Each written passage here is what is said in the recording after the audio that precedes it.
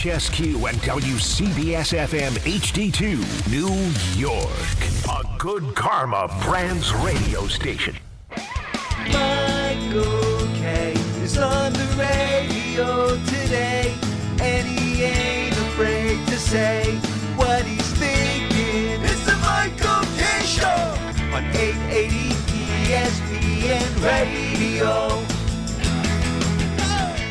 And a good afternoon, everybody. This is indeed the Michael K. Show. We thank you for joining us on this Monday. It's October 27th. It's 2025. Hope you had a great weekend.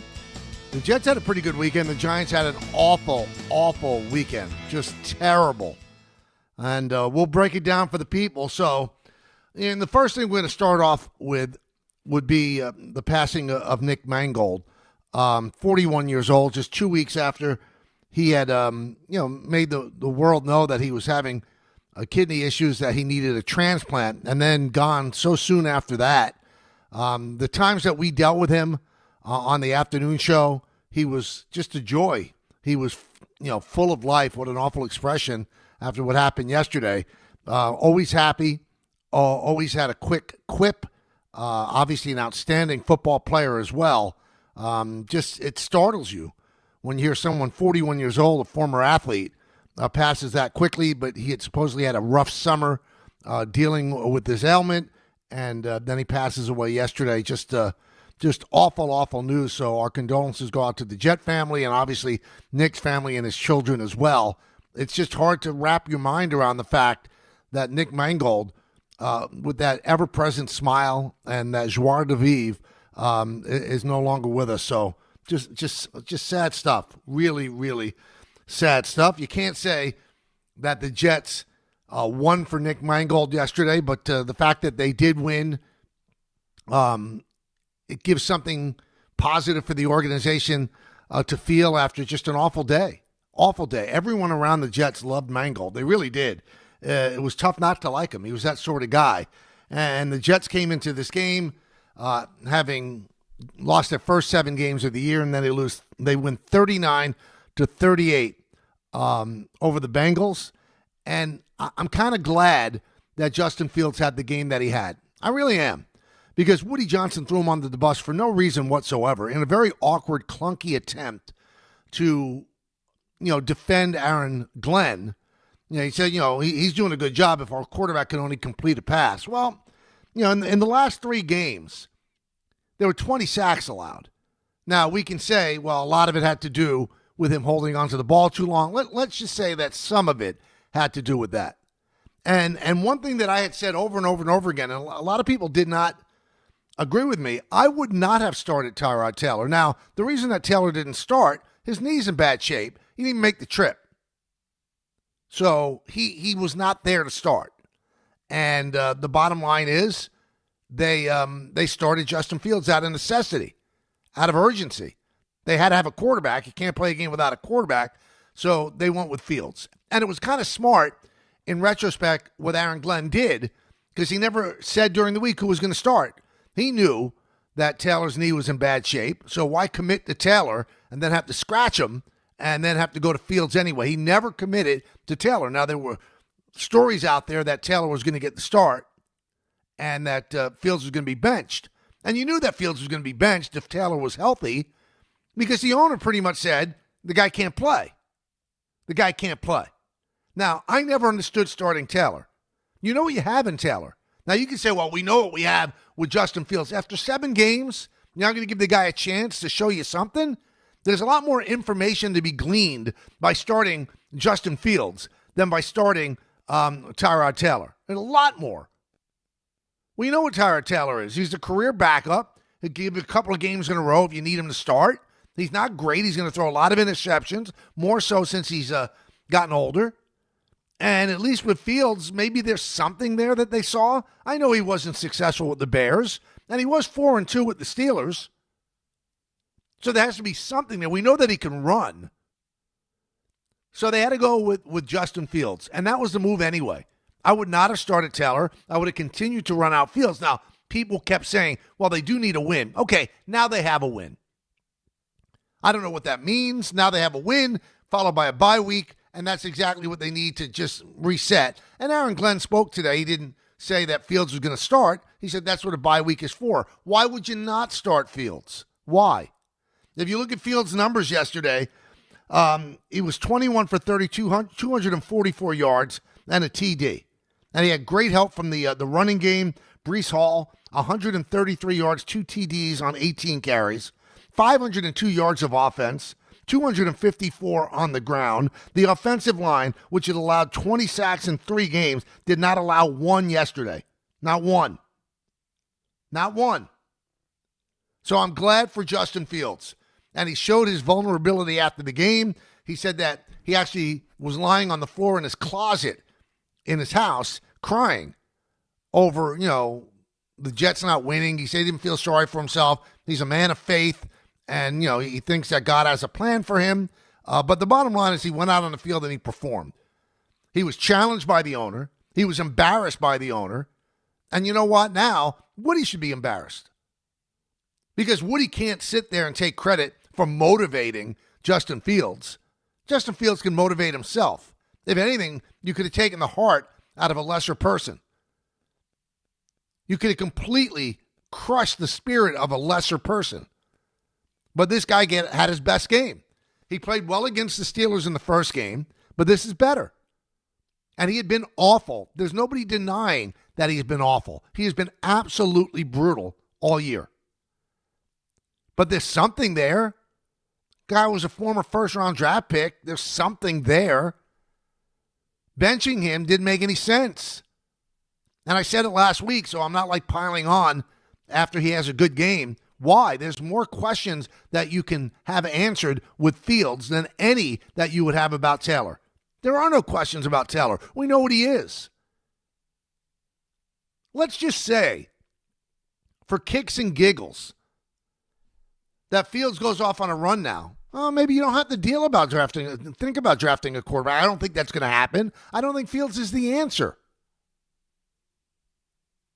But there's so much more to peel back and see exactly what you're doing with this guy. Instead, you want to just get rid of him. Just get rid of him. You would have completely neutered him if you benched him. But the football gods act in mysterious ways. Taylor couldn't play. Fields gets a chance, and Fields shows that there's something there. There's something there. Now, with the Jets, you can't totally have a celebration of a victory because, one thing that you have to look at, their defense was atrocious. Atrocious.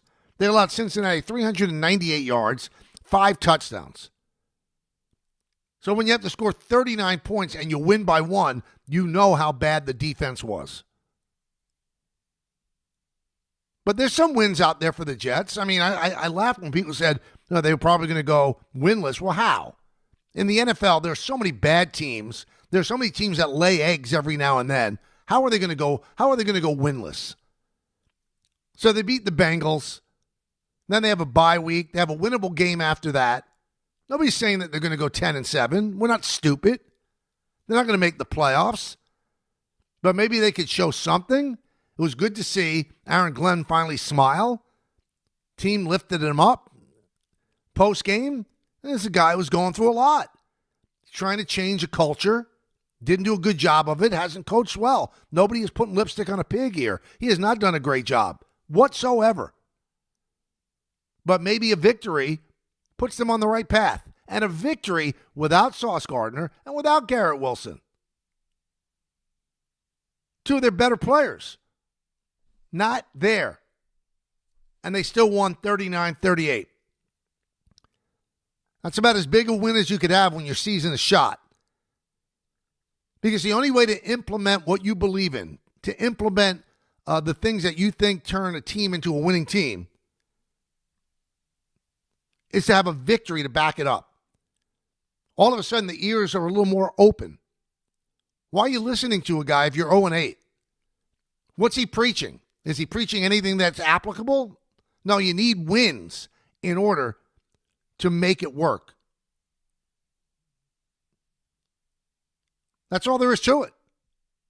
That's all there is to it. So congratulations to Aaron Glenn, his first victory as the Jets head coach. Jets win 39-38. So as bad as we were feeling about the Jets and as good as we were feeling about the Giants, I'm not saying it's flipped because you still can't feel great about the Jets. They have a lot of unsettled business when it comes to quarterback. But the Giants, wow, they did not rebound well from completely spitting up that victory that they had against the Broncos by allowing the game to get away in the fourth quarter. They beat the Eagles 17 days ago, convincingly, at MetLife. And yesterday, the Eagles embarrassed them, 38-20. The Giants didn't play well in any facet of the game. And adding injury to injury, they lose Cam Skattebo. Horrific injury in the second quarter. Horrific. Hard to look at. 8:11 to go, and the guy's ankle was pointing another way. Just brutal. He's one of the engines that make the Giants go. And you can see the utter disgust and sickening look on the face of Jackson Dart with his buddy going down like that. Also, the Giants lost what had been a very effective weapon for them. That was tough to watch. Jalen Hurts, 4 passing touchdowns, who's suddenly playing very, very well. Can't wait to talk to Chris Sims on Thursday because I'm not the biggest Jalen Hurts fan, but if you look at Jalen Hurts' numbers, not too bad. Jackson Dart, 14 for 24, 193 yards, 2 touchdowns. He had a 68-yard touchdown to Darius Slayton that was called back for offensive pass interference. Now, a lot of people are talking about, the officials were terrible in this game. And they weren't good. But is that why the Giants lost? I thought they made a terrible call on the Thibodeau recovery of a fumble on the tush push. Because here's one thing that I would talk to the officials about. If you say forward progress was stopped, then it wasn't a first down. And if you say you got a first down for reaching, this is not the goal line. That doesn't end the play. So if you're going to let him reach and reach and reach to get the first down, then the ball deserves to be slapped away, and that is a recovered fumble. It is. That's a bad call by the officials. Now, we always talk about how defenses don't know how to stop the tush push. I don't believe that the officials know how to call the tush push. They don't know what to do. If they whistled the play dead, he clearly didn't have a first down, although Dable did rightfully challenge it, and they said, no, he did. Makes no sense. The only reason he got the first down because he was reaching. And once he's reaching, then the ball was slapped away. That's a fumble. It's a recovery. It's a bad call. But I'm sorry. That's not why the Giants lost. Might it have been closer than 18 points? Maybe. Barkley shredded them after they shredded him at MetLife. 150 yards. Second play of the game, he ran over 60 yards. They were not stopping him. Tank Bigsby, 104 yards. So I know we always want to talk and complain about officiating. We want to put everything on the officials. And I'm admitting they weren't very good. It's not why the Giants lost. Giants lost to a better team. Giants had it figured out 17 days ago at MetLife. Then they were completely demoralized by the fourth quarter in Denver. And they didn't come out and play great yesterday. And on top of that, they lose Cam Skattebo. That's a lot to digest. It wasn't on the officials, my friends. It wasn't. That's not why they lost. They lost because they weren't good. They didn't play well. And I think that loss, that fourth quarter in Denver, affected them. And that is a little bit of a litmus test of the head coach. How does he rally the troops after such an awful loss? He didn't. They didn't play well. They didn't. So, just an awful day for the Giants. Awful. And for the Jets, awful day because of the loss of Nick Mangold. But on the field, they do get a win. Wasn't a perfect game, but it was the last laugh for Justin Fields. It's interesting. Does Woody Johnson apologize? Of course, rich people don't apologize. Billionaires don't apologize.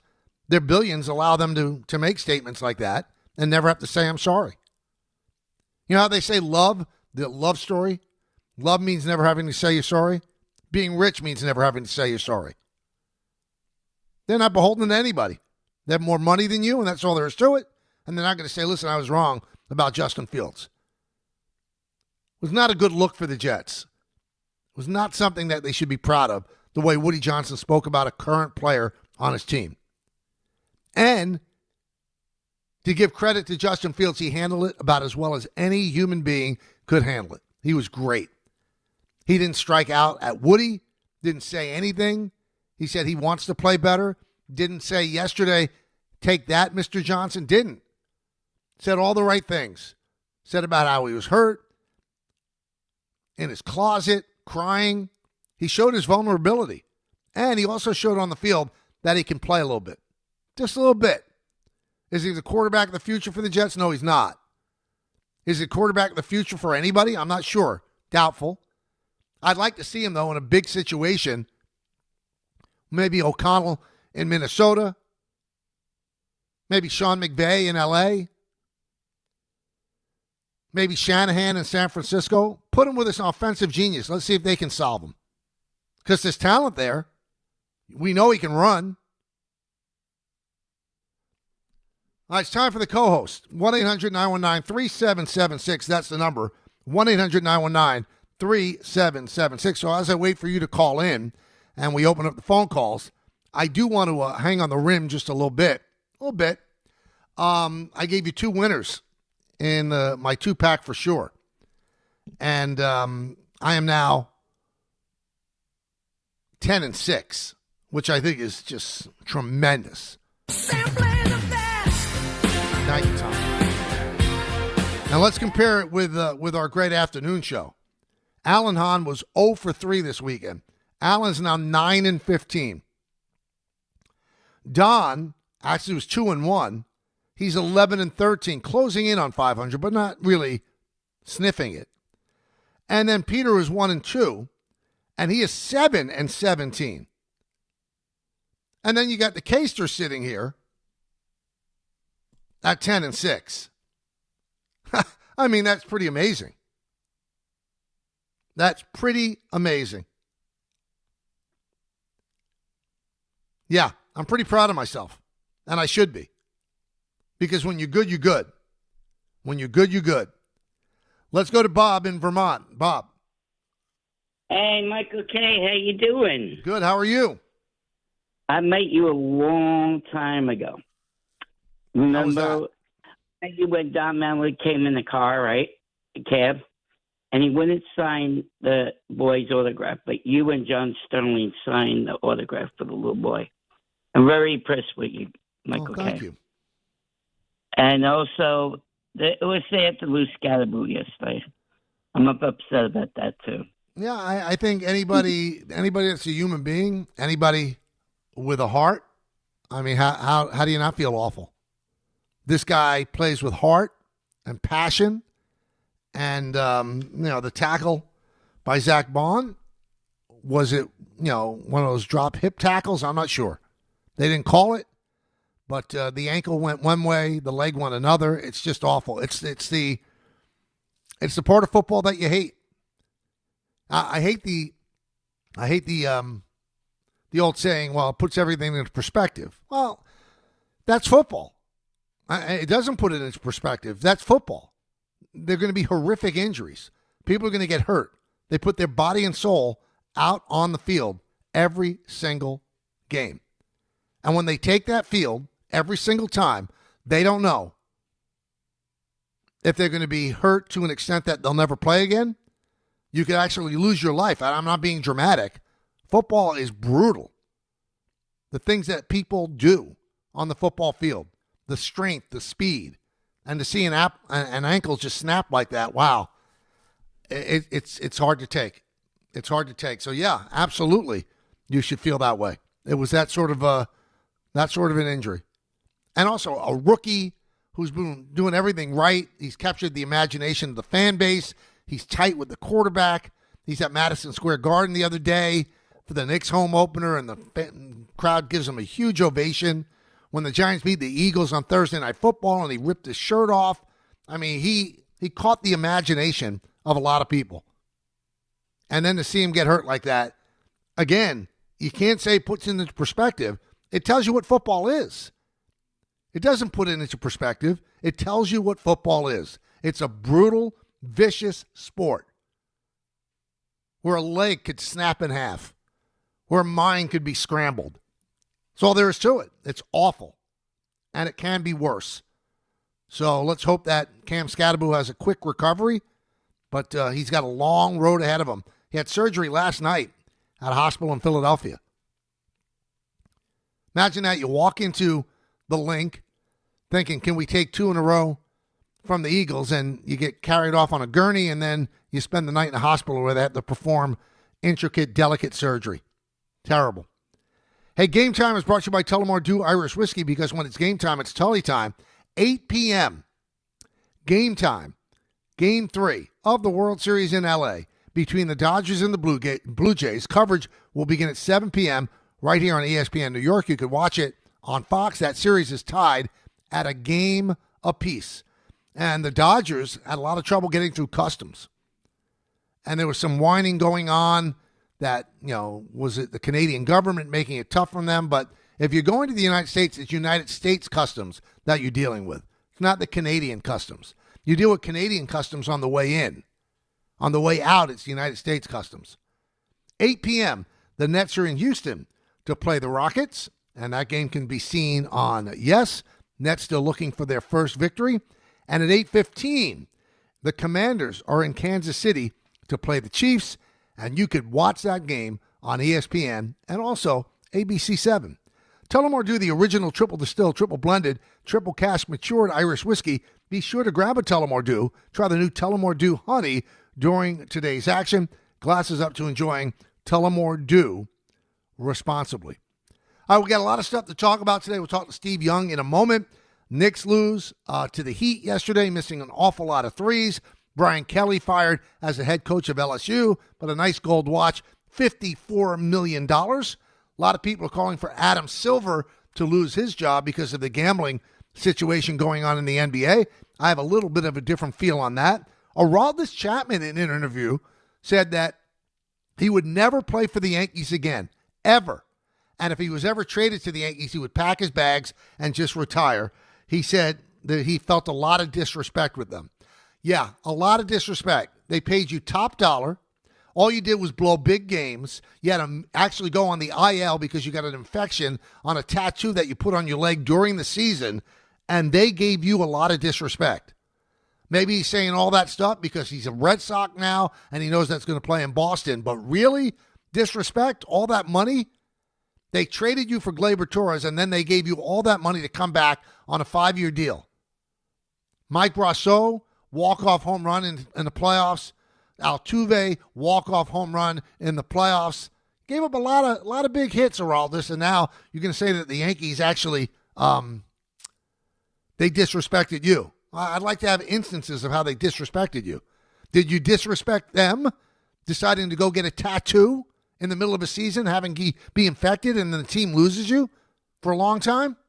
That's a little form of disrespect too. But listen, if I knock what he said too much, then I'm Yankee boy. But it just comes off as somewhat disingenuous that he felt disrespected by the Yankees. All they did was pay him a truckload of money and tell me the time that he saved the big game. Tell me. 1-800-919-3776. Coming up, Steve Young, his weekly segment here on the show. It's the K Show, and you know the deal. We're on until 3. Hey, the FanDuel Sportsbook app is your home for all your favorite NFL bets. From yards to touchdowns to who will win. With FanDuel, any play can be the play of the game. Tonight, FanDuel is giving all customers a 30% PBT. That's right. You can get in on the action with a 30% PBT tonight during the Chiefs-Commanders game. So make FanDuel your go-to app for any snap. Just visit FanDuel.com/K to bet on the game. Play your game with FanDuel, an official sports betting partner of the NFL. 21 plus and physically present in New York. Opt-in required. Bonus issued as non-withdrawable profit boost tokens. Restrictions apply, including any token expiration and max wager amount. See terms at sportsbook.fanduel.com. For help with a gambling problem, call 1-877-8-HOPE-NY or text HOPE-NY 467-369. Hyundai with Don, Hahn, and Rosenberg. Can the Jets build off their comeback win in Cincinnati? These are the games that I really can tell the mental and physical toughness of our team. How can the Giants overcome another key injury on offense with the loss of Skattebo? Yeah, I was devastated. It's my boy, man. So seeing him go down, that sucks. It's the worst part of this game. Don, Hahn, and Rosenberg today at 3 on ESPN New York and streaming live on YouTube. This October, the only thing scarier than missing the game is missing out on a brand new Kia. At Kia City of the Bronx, 3505 Connor Street is where the ghosts of old rides get traded in and new legends are born. They've got a monster lineup of new Kias that'll take you from tailgates to haunted houses in style. Visit KiaCity.com or call 646-917-7955. Don't get spooked, get moving. Kia City of the Bronx, where Halloween meets horsepower. Friends, it's football season, the best time of the year. You should be out there tailgating, cheering on your team, and enjoying every Sunday. But if you're dealing with neck pain, back pain, sciatica, or nerve pain, even getting off the couch can feel like a challenge. You don't have to live like that. There's help. Dr. Jay Shaw at Sandwell Pain is New Jersey's top pain specialist. He's Ivy League trained, double board certified, and is dedicated to helping you get back in the game. Here's what makes the difference. No surgery, no scars, no long recovery, no pain medication. Just precise, non-surgical image-guided procedures that deliver real results. Dr. Shaw treats neck pain, back pain, joint pain, migraines, nerve pain, and sciatica with a plan that's customized for you. Same-day and next-day appointments are available, and with offices in Woodbridge, Livingston, and Inglewood, relief is always close. So don't let pain keep you on the sidelines this season. Visit SandwellPain.com to call, text, or book online. Most major insurances are accepted. That's SandwellPain.com. Relief is closer than you think, and it starts today.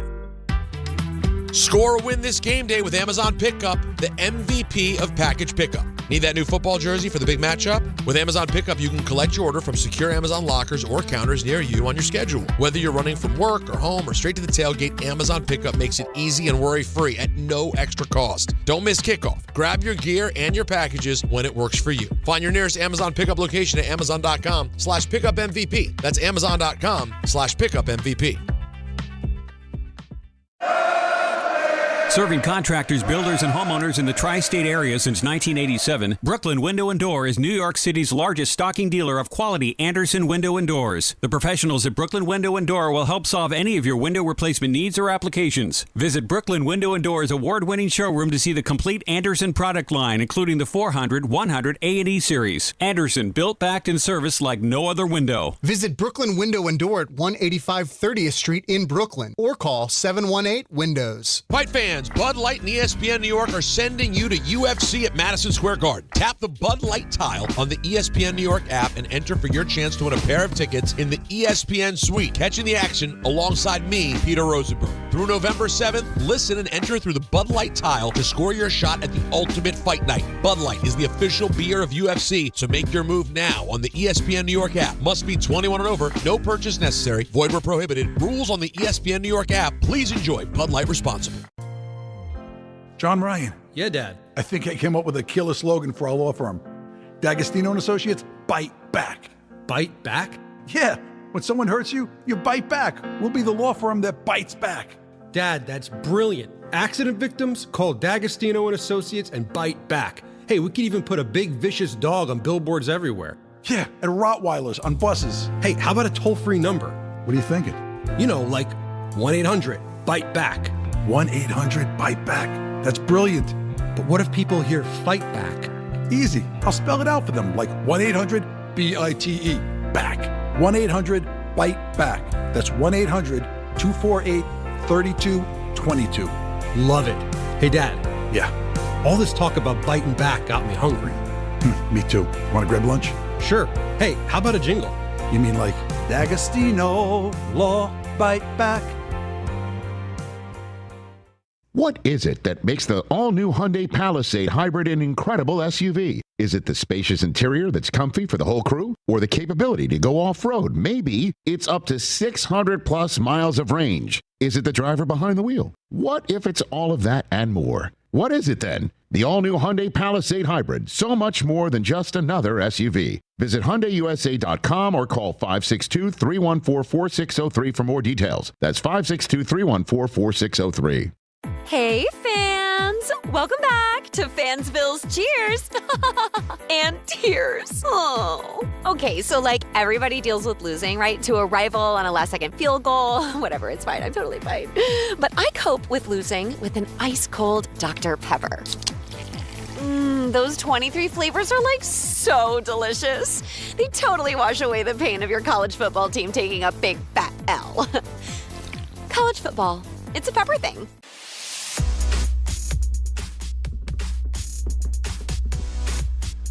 Welcome back to the show, everybody. Told you the Knicks lost to the Heat 115-107. They missed 39 three-point shots. 39. 17 more. They took 54 threes. That's 17 more than the Heat took. Work in progress as the Knicks try to find their sea legs with this new pace offense. It's Monday, about 1:30. That means we get a chance to talk to the Hall of Famer Steve Young. Love talking with him, and he joins us now on the show. Hey, Steve, how you doing? Michael, how are you, buddy? I'm doing great. Not as well as Justin Fields. I love the way he reacted to what Woody Johnson said. He didn't strike back at him. He just went on the field and did his job. And I know you've always been a fan of his.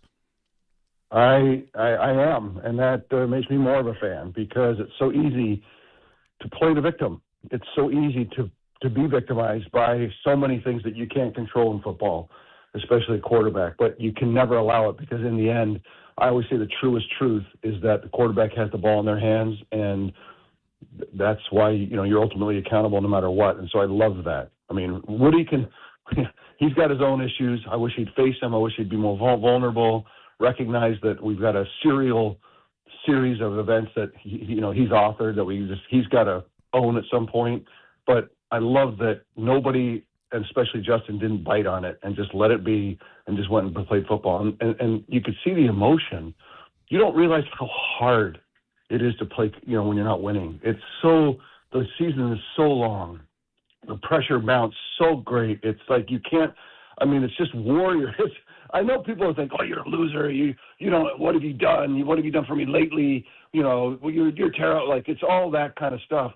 But the actual human part of it as a professional athlete is it is so brutal and so difficult. And then you got to rise up. And that's why yesterday was such a beautiful moment, right? Because it's a warriorship of how painful it is, and you get a minute of reprieve because you do something really cool, especially in the face of your owner saying something bad about you. So I got some emotion for that one.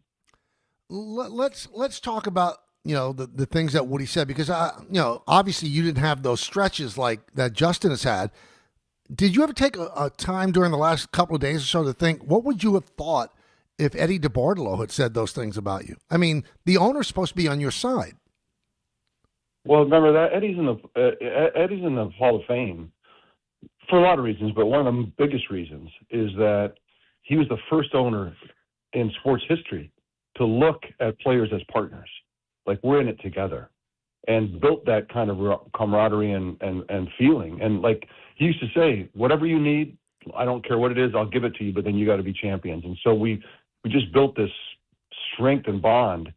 And so if he would have, said something to me, in the locker room or sometime, or called me to his office and say, hey, look, or called me on the phone and say, hey, look, I want to talk to you about it, I would have completely respected that. But to have none of that and then have him just blurt out something in the media, that would have been super painful. And I don't know, maybe I'd be pretty pissed, to be honest with you. Now, I heard some of the stuff you said over the weekend. It looks as if the Jets are going to go 15 years without making the playoffs, and the one constant is the owner. Do you think that he's the issue, Steve? Well, how could it not be part? I mean, I don't know. It's so hard with equity owners in the game today because there's nothing you can. There's no recourse. There's no eventual accountability because the league is built off of what I think is a genius move back in the beginning to share all proceeds, equally. Mm-hmm. in that way, that's the power of the NFL, and I give them great credit for that. But the thing that it doesn't handle is, kind of equity accountability, where the owners, like in many ways, whoever the owner is, they're not under the gun, because if their business, it's a business, right? They own a business, and that business is guaranteed, and especially as the NFL continues to thrive. The equity, let's think about it. Equity values have gone up $500 million for 25 straight years. No matter what, no matter if you win or lose, you could lose every game. It doesn't matter. Your equity value is going up $500 million, and then not even away from the money that you're making. So, it's hard.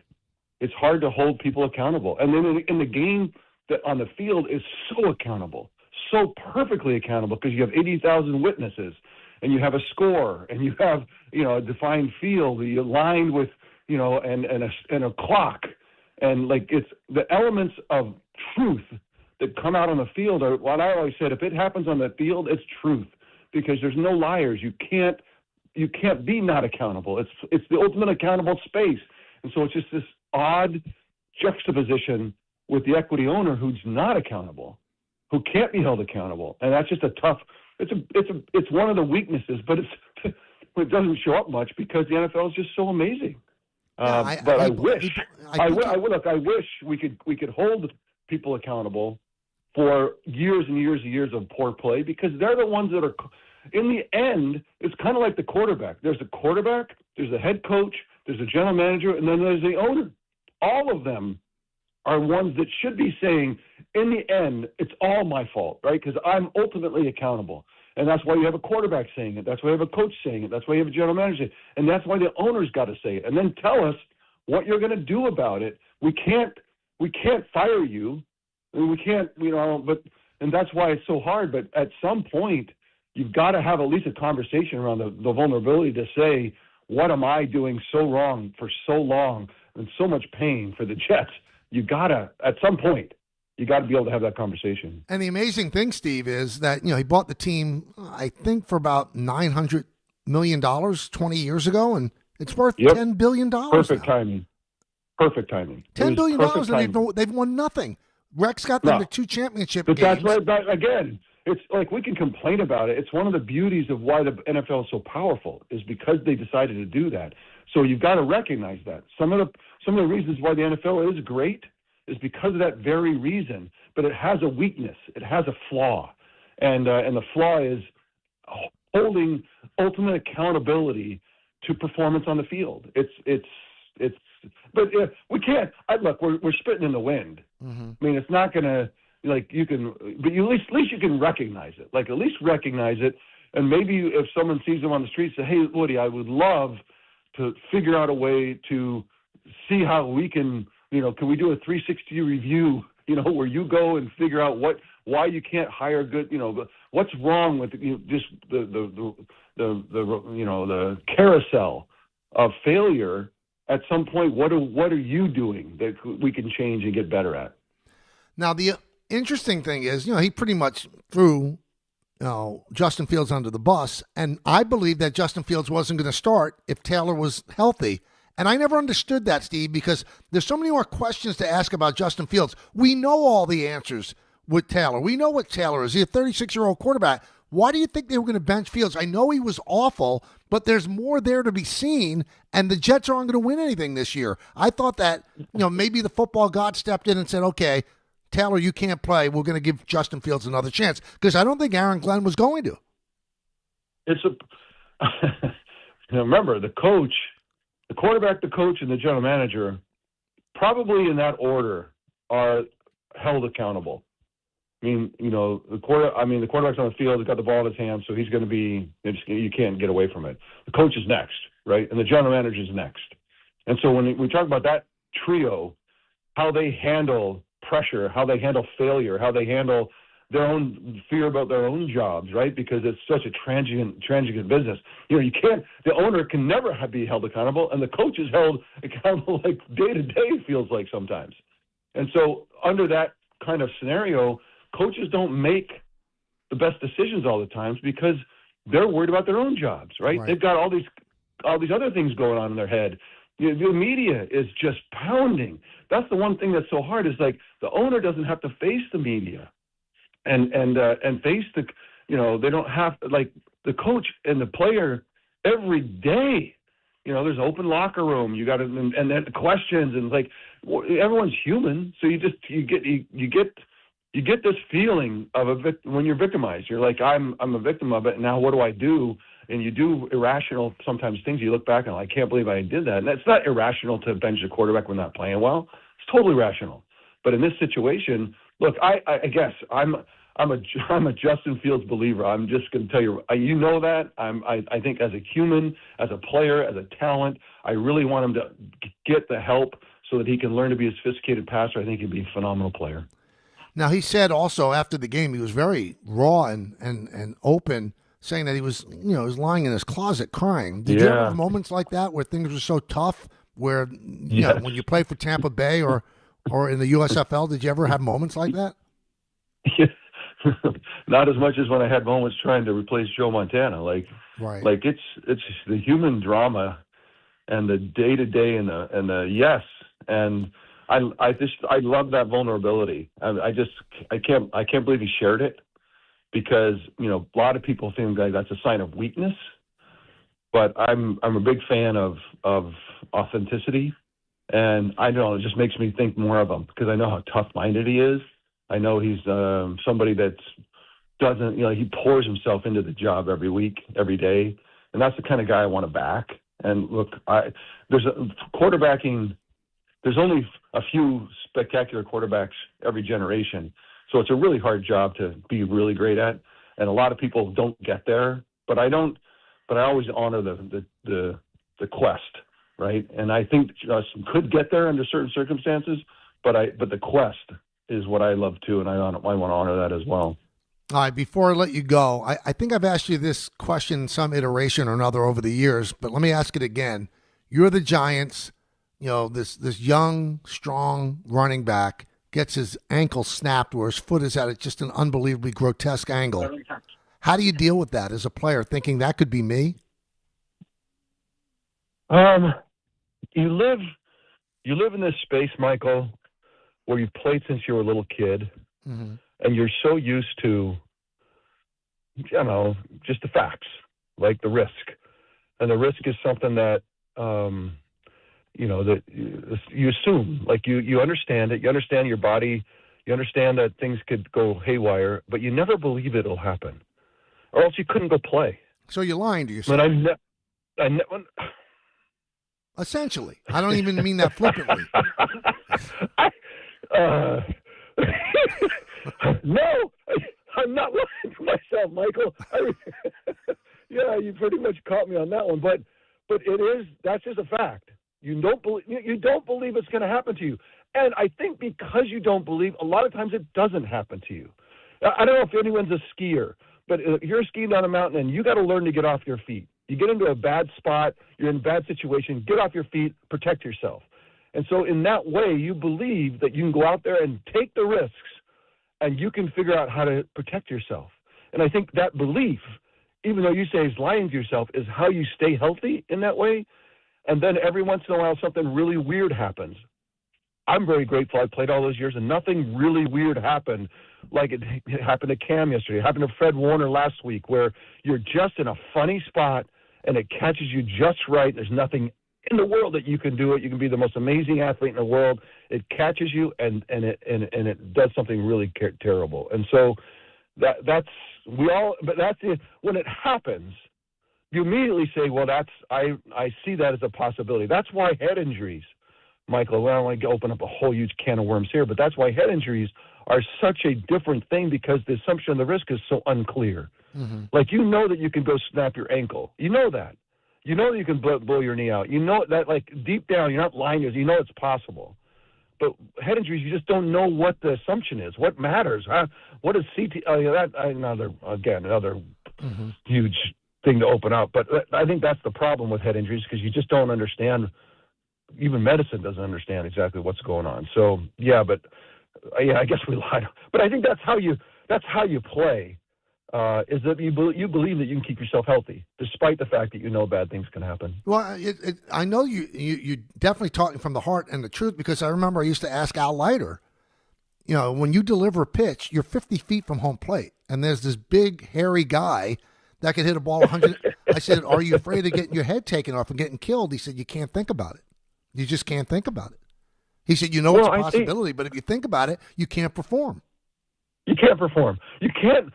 I'm telling you, Michael, you cannot play football worried about getting hurt. Right. You'll get hurt. That's exactly how you get hurt. That's exactly how things go haywire. And so that's why I think there's so much to learn from sports, and especially football, because it's so physically challenging. The job is to take someone to the ground and to ram into each other. That's just so unique that how humans deal with it is really informative and tells you a lot about, like people say, about grit and stick with, how faith and belief that you can do the job. It's like just showing up in some ways. That's why I have a lot of grace for professional football players, because it takes something special to just put the pads on, the helmet on, go out and do it. And I'm not going to get sappy about it, but I think it's a real thing, and that's why I tend to give a lot of grace to football players who are out there trying to do something great, especially when that's the other thing, is I was on a terrible team that went 2-14 I played one season with the Bucks, or 2-14, and it was like, you guys are losers. And I remember thinking to myself, because it was the first time I'd ever gone through anything like that in my whole life, and I remember thinking to myself, have you met James Wilder? Have you met Jimmy John? Do you know these guys? These dudes, these are not losers. They lost a lot of games. They are not losers. And I think that's also something that just, for me, I remember from my time in a really bad spot. Great stuff. You're the best. Thank you so much, Steve. All right, Michael. Appreciate it, buddy. Be good. Wow, interesting stuff. And really, you have to have a courage that I can't even imagine. I mean, if you've ever stood on the sideline, even for a college football game, forget about an NFL game, and you see the speed and the strength and the violence of the collisions, it takes a certain breed to have the courage to stand up there and do it. Hey, YouTube TV customers, you could lose ESPN and the sports you love, including college football, college game day, Monday Night Football, NBA, college basketball, and more. Take action. Go to keepmynetworks.com to keep ESPN. We'll come back. Time for the co-host, 1-800-919-3776, The K Show, right here on ESPN New York. 1-877-CARS for kids. KARS, Cars for Kids. 1-877-CARS for kids. Donate your car today. 1-877-CARS for kids. KARS, Cars for Kids. 1-877-CARS for kids. Donate your car today. Ready to get rid of that old car? Donate it to Cars for Kids. Call 1-877-CARS-FOR-KIDS to reach a friendly live agent. Donation is super easy, and your car can be picked up as soon as tomorrow. Call us now, 877-CARS-FOR-KIDS. That's Cars with a K to donate your car today. 1-877-CARS for kids. KARS, Cars for Kids. 1-877-CARS for kids. Donate your. Did you know you can donate real estate too? Go to carsforkids.org. That's carsforkids.org. Ballybet Sportsbook. Yo, Ballybet stacked for football season. When it comes to sportsbook apps, it's undefeated. Ballybet. Check out that brand new parlay zone. Here's the kickoff. Build your bets and place them right on your phone. What? Live bets, daily boosts, and promos. Increase your odds so you can win more dough. Touchdown! Ballybet's the play. Make game day more fun and download it today. Must be 21 plus, New York only. Gambling problem? Call 1-877-8-HOPE-NY. Ballybet Sportsbook and Casino. Download it. When you're hiring, have you ever felt like you're missing out on meeting truly great candidates for your roles? It seems impossible to find them, but they have to be out there somewhere, right? Well, they're not hard to find when you know where to go, and that place is ZipRecruiter. And right now, you can try ZipRecruiter for free at ZipRecruiter.com/ESPN. ZipRecruiter helps 10 million people with their job search every day. And because these people are actively looking for jobs just like yours, it's easy to find the right person right away. In fact, 4 out of 5 employers who post on ZipRecruiter get a quality candidate within the first day. But if you're not using ZipRecruiter, you're missing out. So see what it's like when the impossible is easy. When you go to ZipRecruiter.com/ESPN right now to try ZipRecruiter for free. Once again, that's ZipRecruiter.com/ESPN. ZipRecruiter.com/ESPN. Never miss out on great candidates with ZipRecruiter. Looking for the best internet deal? It's just a fast phone call away. Only Optimum Fiber Internet delivers the fastest and most reliable fiber internet starting at just $40 a month. That's right, lightning fast fiber internet at a price that won't slow you down. Call 888-4OPTIMUM today to lock in your offer in just a few minutes and see how you can also get the Disney Plus Hulu bundle and an unlimited mobile line on us. Don't take slow for an answer. Call 888-4OPTIMUM or visit Optimum.com today. Terms apply. Murray to the net. Score! The New York Islanders are back in action with a brand new theme night schedule you won't want to miss. Bring your friends out for the holidays and take home a custom holiday replica jersey or arrive early for special bobblehead giveaway nights for Matt Barzell and Bo Horvat. Barzell for Horvat. Score! Explore the full theme night schedule at NewYorkIslanders.com. Rich Eisen here for Sonos, the speakers that bring every game to life in my own house. With studio quality sound, Sonos makes you feel like you're right there in the stadium. Whether you're cheering on your team, binging your favorite show, or listening to the hottest songs, Sonos fills every room with incredible sound. Setup is easy. Just plug in, open the Sonos app, and you're ready to go. Want stadium quality sound at home just like me? Because I love Sonos. You will too. Explore soundbars, speakers, and more at Sonos.com. Sonos. They look as good as they sound. At AT&T, we guarantee our network so you can talk college football with your BFF while taking Buster to the vet.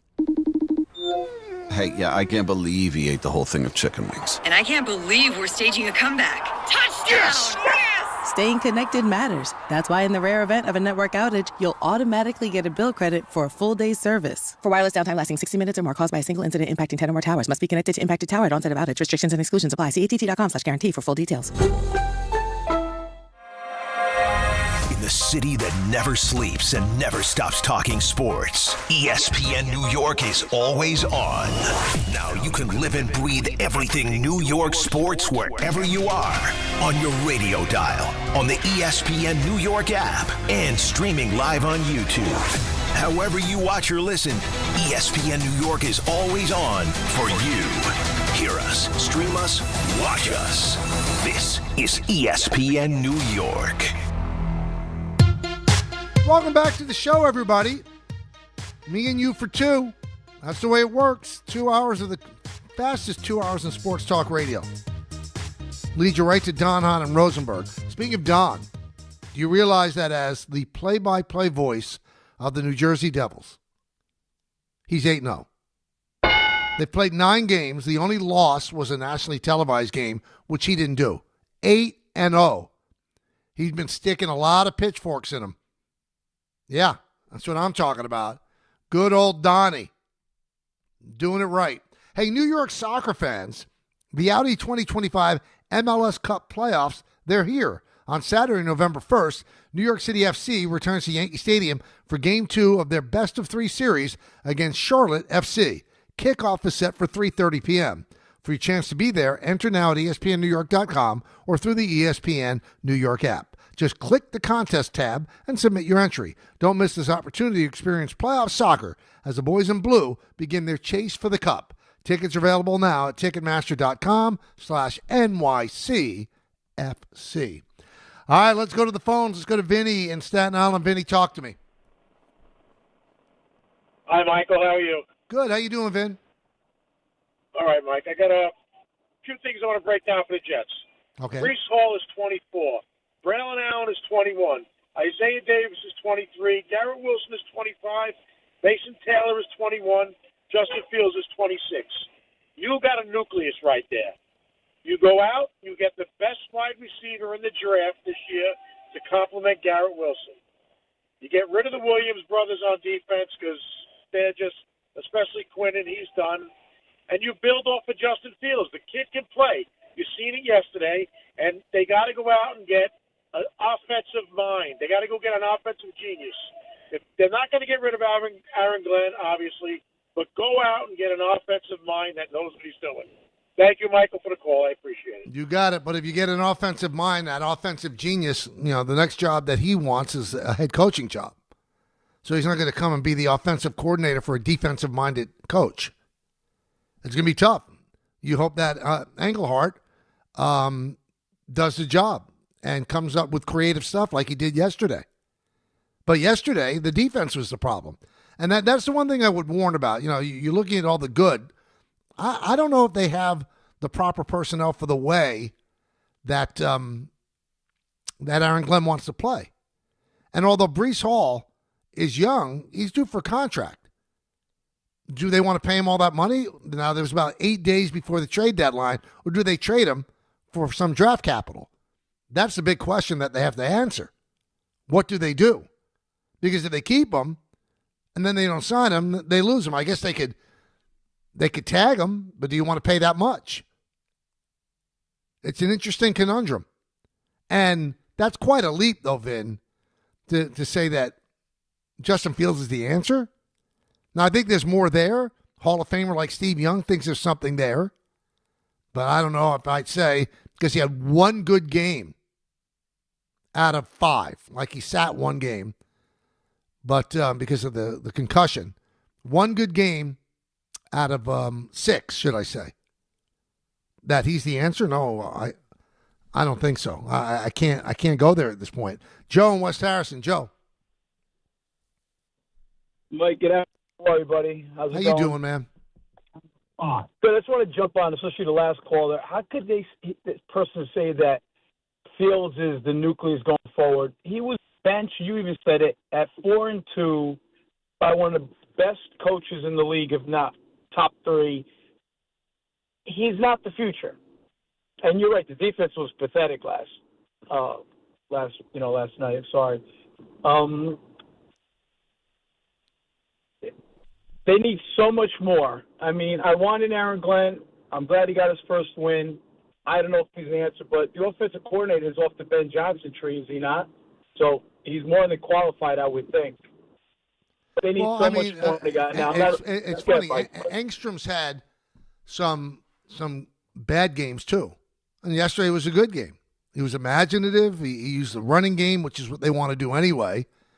But the thing that I take note of, the old saying that you don't lose your job because of injury. So Justin Fields started last year for the Steelers because Russell Wilson was hurt. He went 4-2. Then when Russell Wilson was healthy, they gave him back his job. What was alarming to me is that when Russell Wilson was terrible in the last 5 or 6 games of the year, they never went back to Fields, ever. So, you could say that Justin Fields is the answer. I think it's almost a sure thing that they draft a quarterback. A sure thing that they draft a quarterback. I don't think they're looking at Justin Fields as the answer, especially the way the owner said what he said, which was just dreadful. Shame on Woody for doing that. I mean, there's ways to build up your coach, and you could say, listen, I think that Aaron Glenn's doing a great job. Our offense is struggling right now. We've had some struggles with the defense, but for the most part, he's instituting what he needs to do, and I believe in him. Instead, you zero in on the quarterback. A lot of people weren't playing well, and Justin Fields wasn't playing well. The days of that being effective, like they were when George Steinbrenner owned the Yankees, where he would kill players in the press, it doesn't work now. It destroys. It doesn't build up. It doesn't motivate. Back then it was, I'll show you. It's not that way anymore. That's why coaches are friends more than General Patton. They're not that way anymore. That's the wrong tack for Woody Johnson to have taken. Now you can say, hey, it worked. But did it? The guy was going to be benched if it wasn't for Taylor being hurt. So it wouldn't have worked. He would have been buried on the bench, and you would have wasted $30 million of your money. $15 million a year guaranteed. $40 million in total. And the one thing I would continue to come back to, you want to compliment Aaron Glenn. He's doing everything right, but you don't like the quarterback. Who picked the quarterback, Woodster?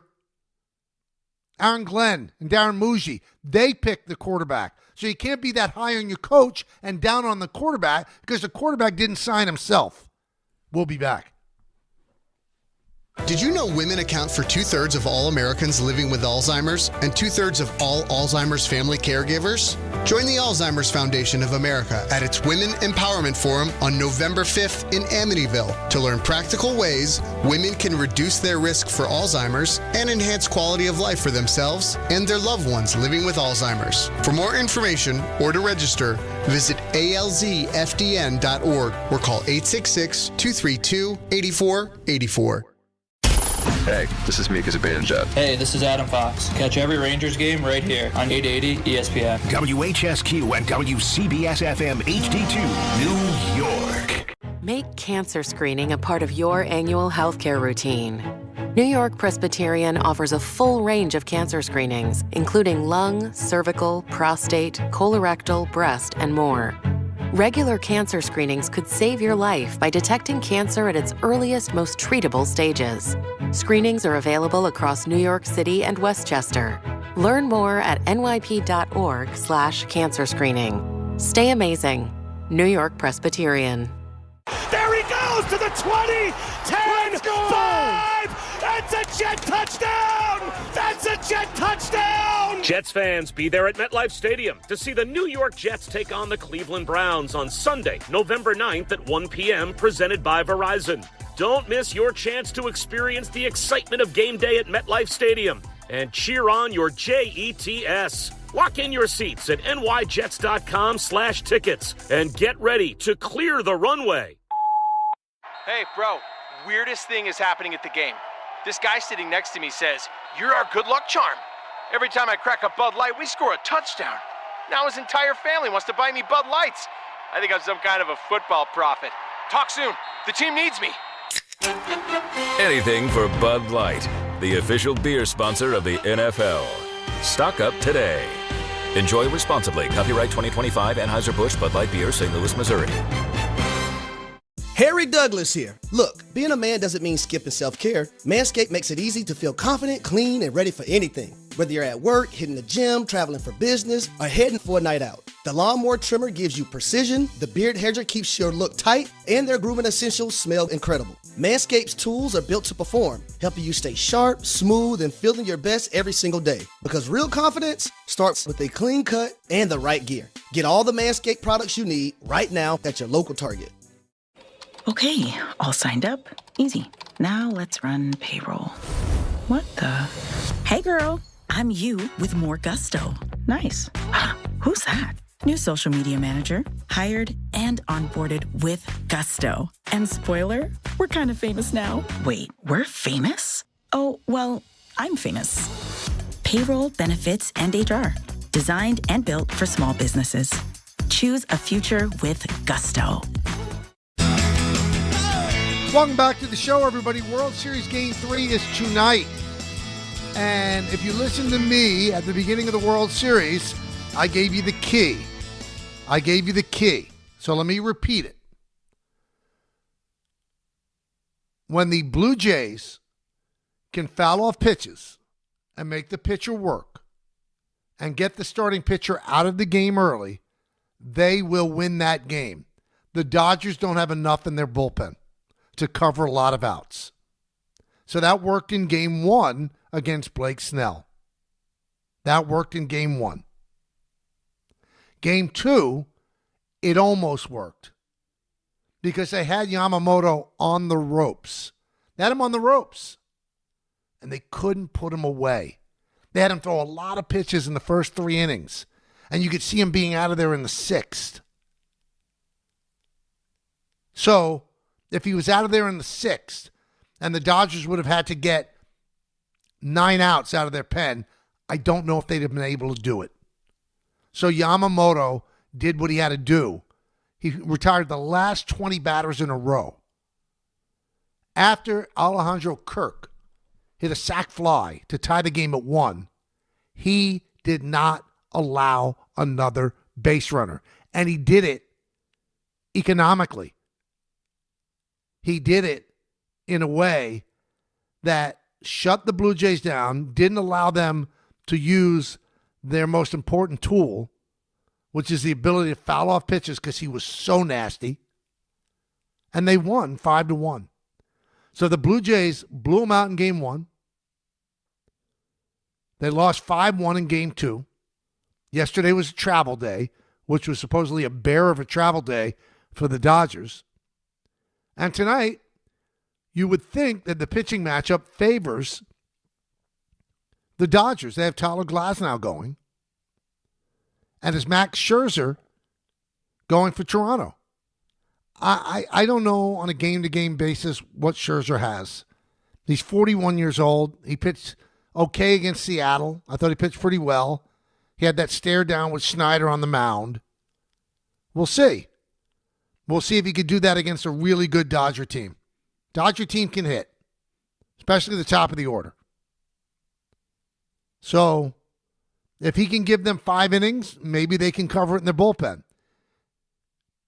If the Blue Jays could get to Glasnow, knock him out in the 6th inning, again, the whole key, getting into the Dodger bullpen, which is fascinating to me because the Dodgers won one way last year, and they're trying to win a completely different way this year. Last year they won because of their bullpen. There were so many bullpen games that they had, and they still were able to win the World Championship. This year, after spending so much money to make the bullpen even better and stronger and more stout, the bullpen's terrible because of injury and because of ineffectiveness. And they babied their starters. They didn't rush back Ohtani. They didn't push Glasnow. They didn't push Snell. Now, Yamamoto's been a constant for them, and you could see why the Yankees offered him the contract they offered him, the highest average annual value. Yankees offered him 10 years, $30 million, $300 million. The Dodgers offered him 12 years, $325. And the Yankees would have gone higher. Obviously, Yamamoto wanted to be with the Dodgers. And that's where he ends up, and this is his 2nd year. He's going to finish probably top 5 or 6 in Cy Young voting. He's a special player. Yankees and the Mets both went hard after him. But what they did was they created a starting staff that's fresh because they didn't push them. They didn't push them to come back from injuries. They had a subpar regular season, nothing to be proud of, nothing to flex over. And here they are, 3 wins away from going back-to-back. Now, there was something that was very interesting to me that I saw in the New York Post yesterday. And we've been saying this a lot, too, that Brian Cashman has said that the postseason is a crapshoot. And I guess somebody with the Yankees did some research, and they can't find any instance of Brian Cashman ever uttering the word or the phrase crapshoot. Now, I don't know if that's a defense of Brian, because the funny part is that Hal Steinbrenner has quoted Brian Cashman as saying, well, Brian says it's a crapshoot. So although we can't find any instance of Brian saying it, we do have the owner of the team saying that Brian has said it's a crapshoot. But the funny part about the story in the Post is that you have this whole story about how Brian never said the word crapshoot, but he did say there's a randomness to the postseason. Now, I know I didn't go to an Ivy League school. Florida's a pretty good school. Randomness and crapshoot is about the same thing. And I don't have to sit here and tiptoe around Brian Cashman. I like Brian. I think Brian does a good job. But he has, there are several instances where he has come out and said there's a randomness to the postseason. That equals crapshoot. So although there's no instance, we can't find any archival footage of him having uttered the word crapshoot, he has many times uttered the word randomness. So I'm not quite sure what that story was about. What did it prove? Because if you are in fact saying that something has a random variance to it, then that's a crapshoot. That's a nice, classy, erudite way to say crapshoot. Because if there's a randomness to the postseason, and there's not that same randomness to the regular season, then you're operating under different parallels, postseason and regular season. I've given this analogy several times. I'll say it again. The most brilliant analytics work over a longer stretch of time because it will prove out over a longer stretch of time that if you do it this way, this is what will happen and it will benefit you. But if that same information is doled out over a best of 5 or a best of 7, it might not play out. It might not play out. Therein goes the crapshoot aspect. So again, I'm not quite sure what that was about, but it was certainly out there, and it was put out there for a reason. Maybe Brian's just tired of people saying that he said that the postseason's a crapshoot. So we'll take his word for it. We'll take whoever researched that. Dan Martin wrote the story, but he did get a hold of Cashman. And again, the owner has quoted Brian as saying that it's a crapshoot. The guy who said crapshoot first was Billy Beane. The Moneyball GM from the A's. And what Billy was saying, I think he said it he called it a crapshoot, and he said, my bleep doesn't work in the postseason. Again, random variance. It might not work over a short stretch. It works over 162. It always does. That's why the Yankees have a very bright front office and a very smart and intuitive analytics group. And they do essentially make the playoffs every single year. So it works over 162. And last year, it almost worked to Game 5 of the World Series. So it's kind of interesting that, we're fighting over semantics. 1-800-919-3776. Time for the co-host. Let's go to Greg in Connecticut. Greg. Hey, Michael, thanks for taking my call. I appreciate it. You got it. What's up, man? All right. With the injury to Cam Skattebo, should the NFL look at going to grass fields with the injuries that are happening in the NFL today? Well, I've always thought they should look into it. They claim that it's not a danger to play on artificial turf, but it's funny because these same stadiums that will not go full-time to grass, they are going to grass for the World Cup because soccer players will not play on artificial turf. That's not the way the game is played. I'm not sure if Skattebo doesn't hurt himself on grass rather than the artificial turf of Link. I'm not quite sure. But grass is more forgiving. That maybe it would give and the ankle would then give. Artificial turf it's hard underneath that fake grass. But I guess there's an economic aspect to it as well, where if you look at Pittsburgh's field, they play the Steelers play there, University of Pittsburgh plays there, and they have to tear up the field like 4 times a year. So that costs money. It's all about money. Whenever you want to wonder about something, just look to the wallet. That's usually the reason that it's going the way it's going. Let's go to David on the east side. David. Michael, before I make my point on the Knicks, real quick on your Yankees point. In the Aaron Judge era since 2017, we've beaten every lower seed in the playoffs and lost to every higher seed with one exception, 2022 Cleveland. What does this tell me? It's not as much of a crapshoot as you think. Our regular season performance has kind of tracked expectations in the postseason. I guess, but I mean, the Yankees, okay, so if we look at it that way, the Yankees had a winning record against 500 teams this year, teams that are over 500. So you're just saying, they did, so they lost to the Blue Jays. The Blue Jays essentially, they both won 94 games. So it's not like you lost to an overwhelming favorite. Right? Yeah, I think so. But the Blue Jays also had our number all year.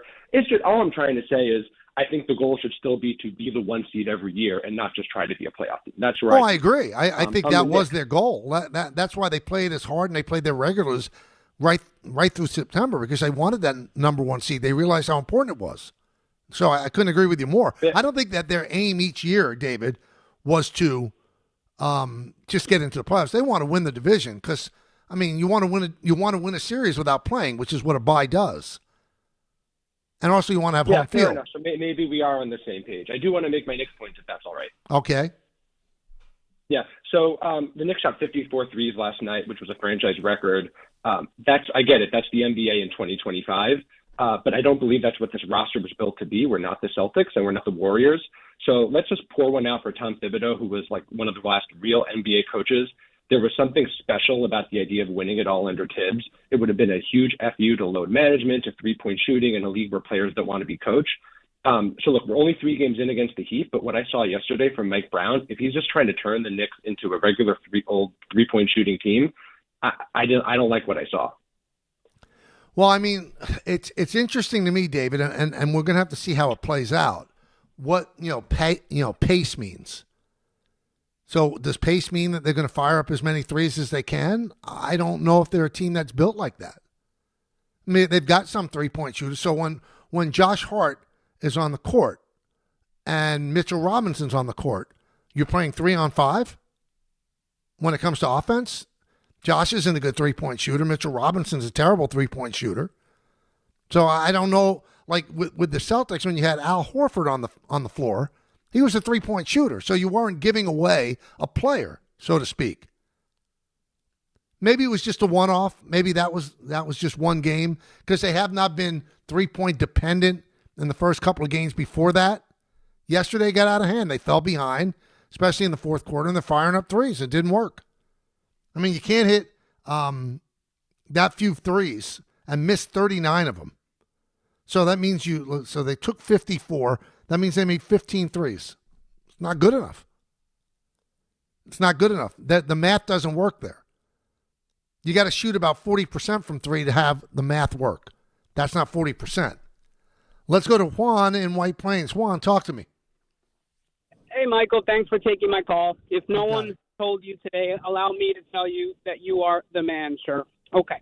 Thank you. Michael, I'm not a Giants fan, but I wanted to call in today to let you know that injury to Cam Skattebo can be solely placed on the Giants coaching staff. How so? Okay, they're asking Cam Skattebo to bash his head in on all these run plays all the time, and also they're asking him to perform wheel routes over the middle.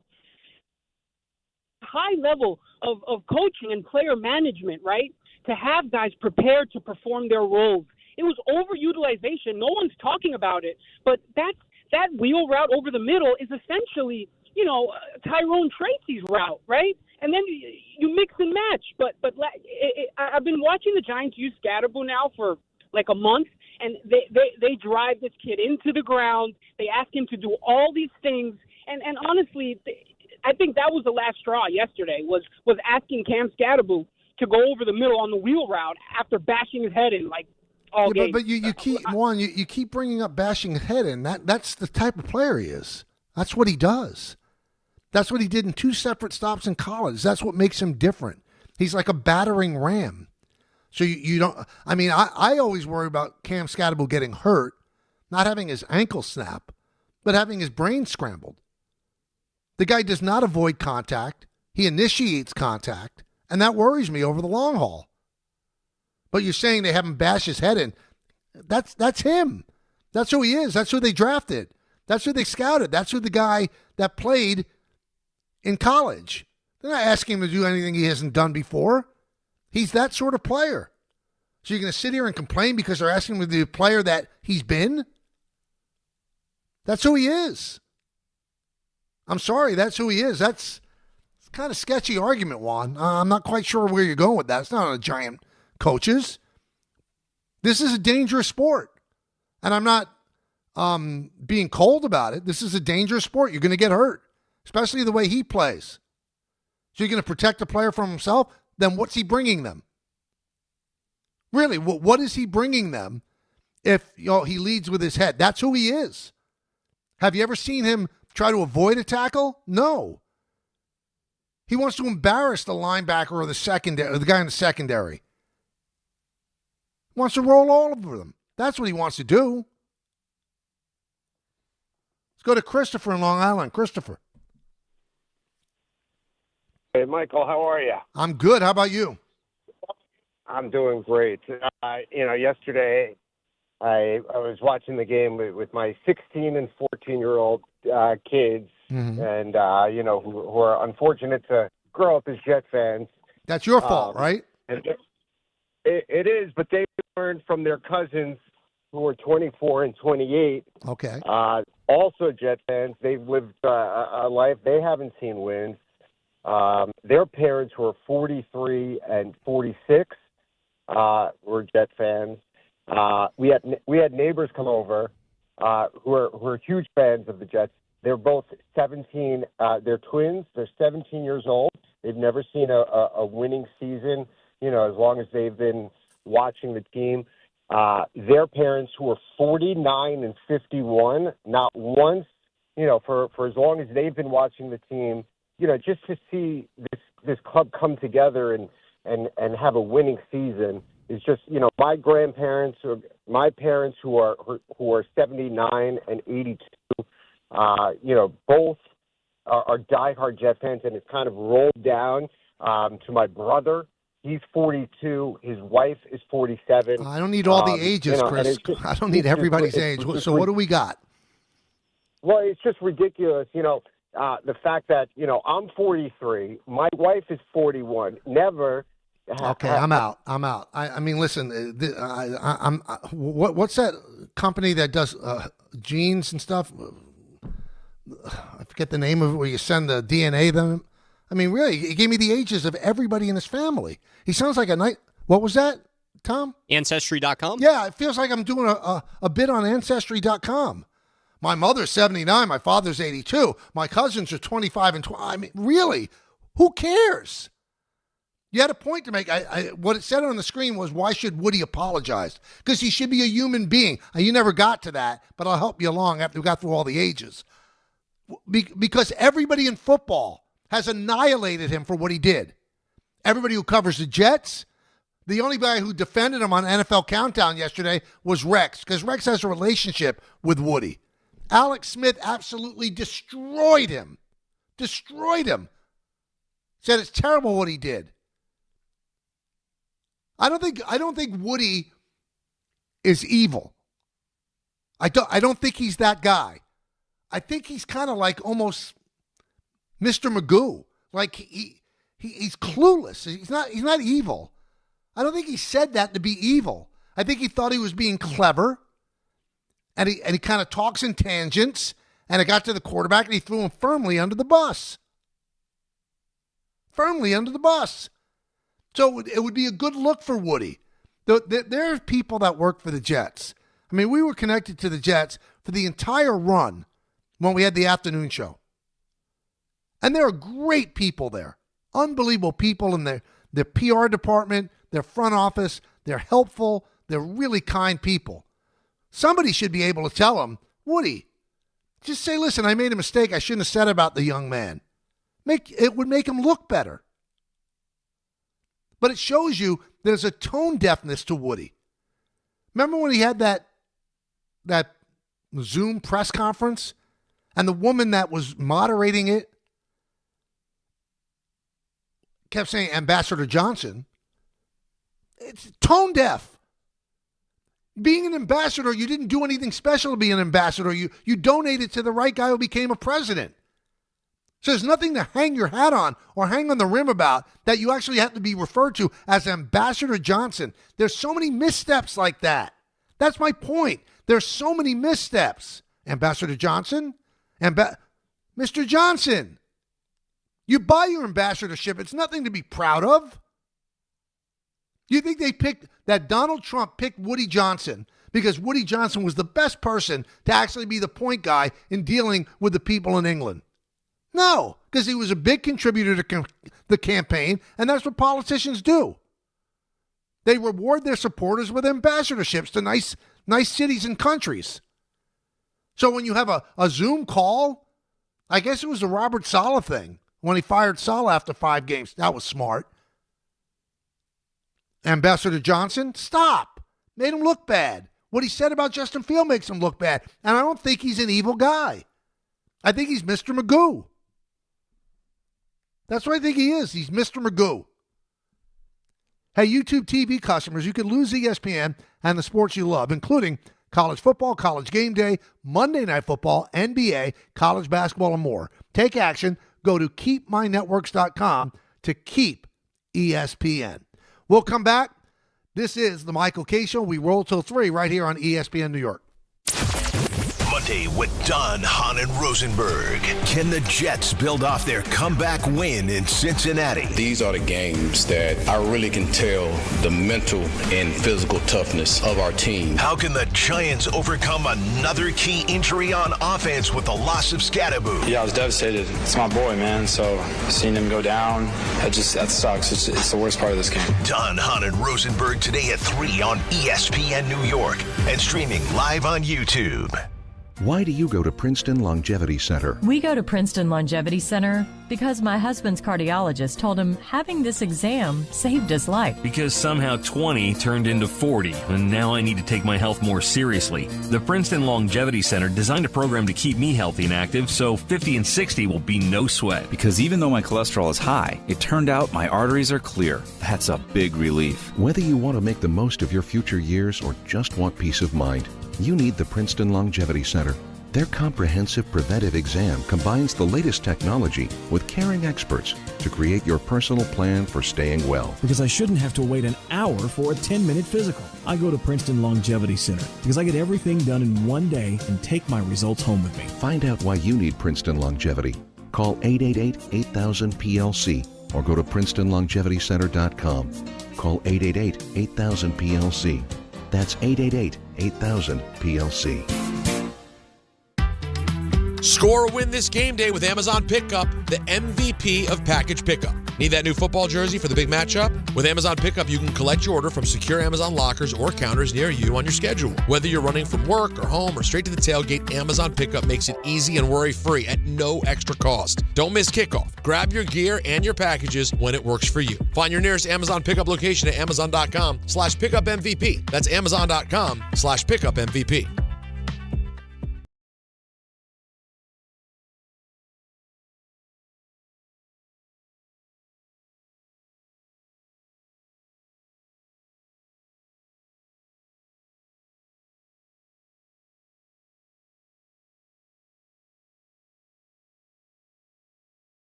Gambling problem? Call 1-800-GAMBLER. 21 plus only. Must be physically located in New Jersey. T&Cs apply. Fight fans, Bud Light and ESPN New York are sending you to UFC at Madison Square Garden. Tap the Bud Light tile on the ESPN New York app and enter for your chance to win a pair of tickets in the ESPN suite. Catching the action alongside me, Peter Rosenberg. Through November 7th, listen and enter through the Bud Light tile to score your shot at the ultimate fight night. Bud Light is the official beer of UFC, so make your move now on the ESPN New York app. Must be 21 and over. No purchase necessary. Void where prohibited. Rules on the ESPN New York app. Please enjoy Bud Light responsibly.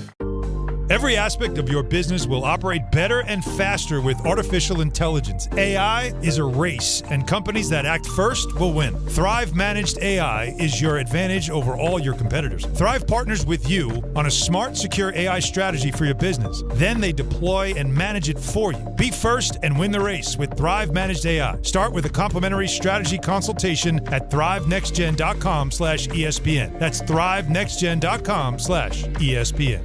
The fall is here and Halloween's right around the corner, which means the cold weather is coming. And that's why now's the time to fill up with Romeo's Fuel. Fill up before it gets too cold.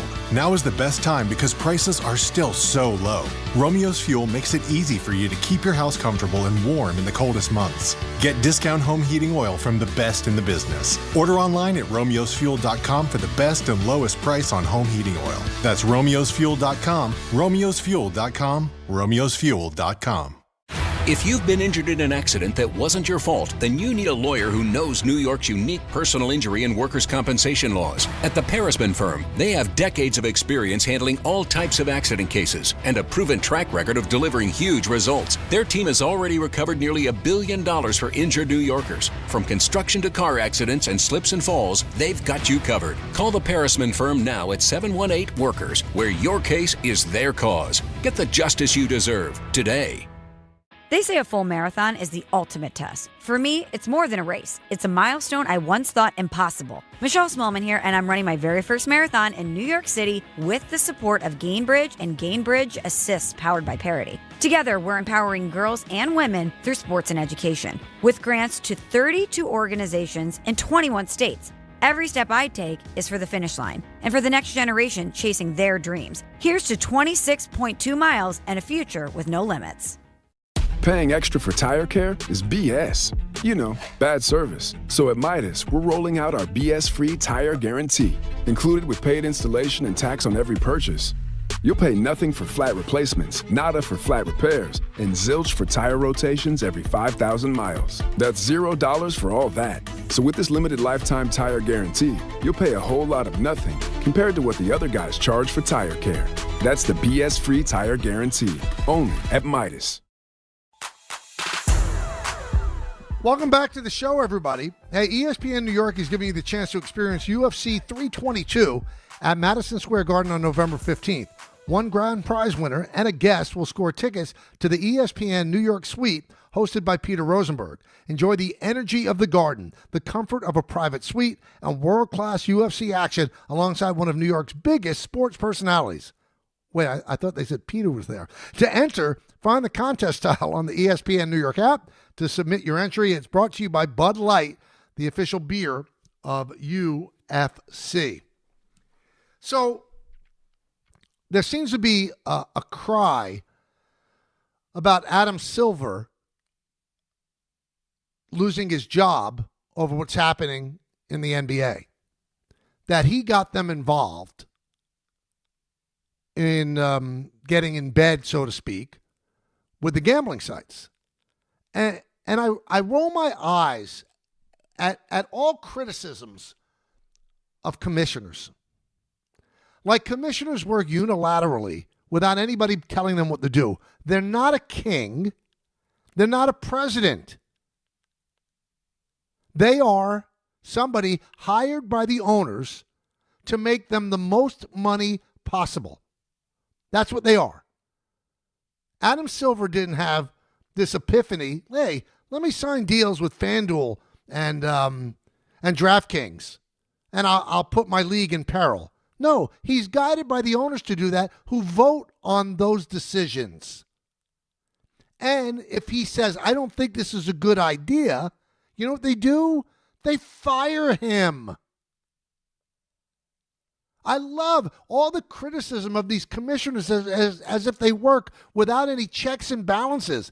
They work under the desire of the owners to have them work.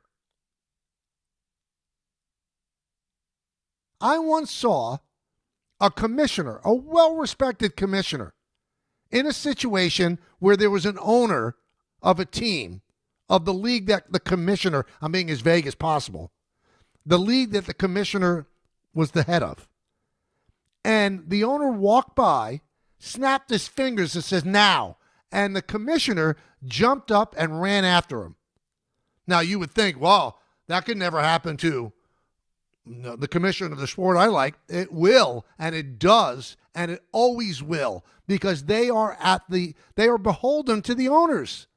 You're going to blame Adam Silver because of their relationship with the betting sites? Adam Silver is going to make a unilateral decision to absolutely not take the money from the betting sites.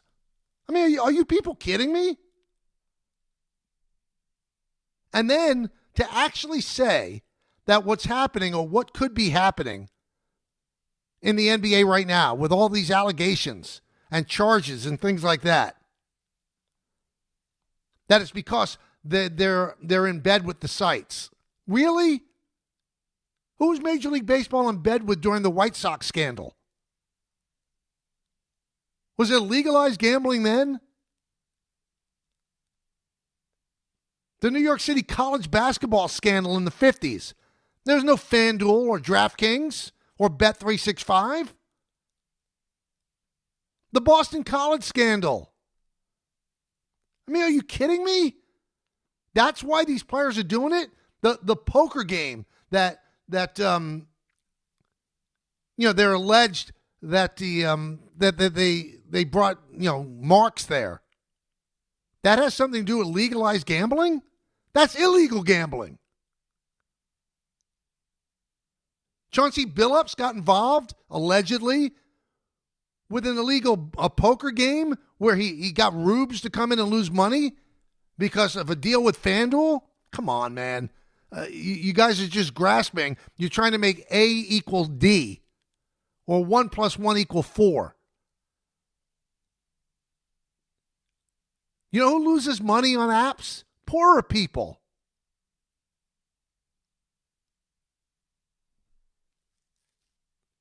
It's pure greed and badness of the players if they are in fact guilty. A guy makes $25 million who makes himself get injured accidentally, actually falsely, so his friends and him can hit the under. That's a bad guy. That has nothing to do with that app. Because there were over-unders and prop bets and illegal gambling too. Well, Silver sent out a memo, according to Shams, earlier, and this is essentially what it said. Given the spread of legal betting in the majority of U.S. states, the occurrence of integrity issues across sports, and the emergence of novel betting formats and markets, this is an opportune time to carefully reassess how sports betting should be regulated and how sports leagues can best protect themselves, their players, and their fans. While the unusual betting on Terry Rozier's unders in the March 2023 game was detected in real time because the bets were placed legally, we believe there is more that can be done from a legal regulatory perspective to protect the integrity of the NBA and our individual leagues and our affiliated leagues.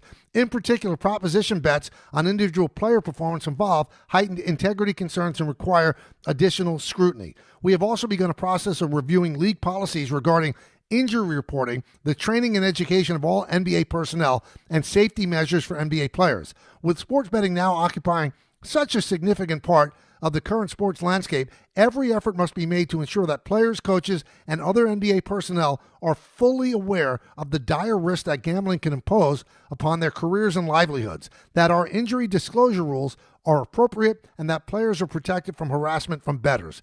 We also are exploring ways to enhance our existing internal and external integrity monitoring programs to better utilize AI and other tools to synthesize all available data from betting operators, social media, and other sources to identify betting activity of concern. Get rid of prop bets, number one, and have the coaches stop being geniuses where they're trying to hold out an injury so the other team doesn't benefit from that information. The second that an injury is decided, that's when it has to be done. That's why in Major League Baseball, you see teams that take forever to get a lineup out. Forever.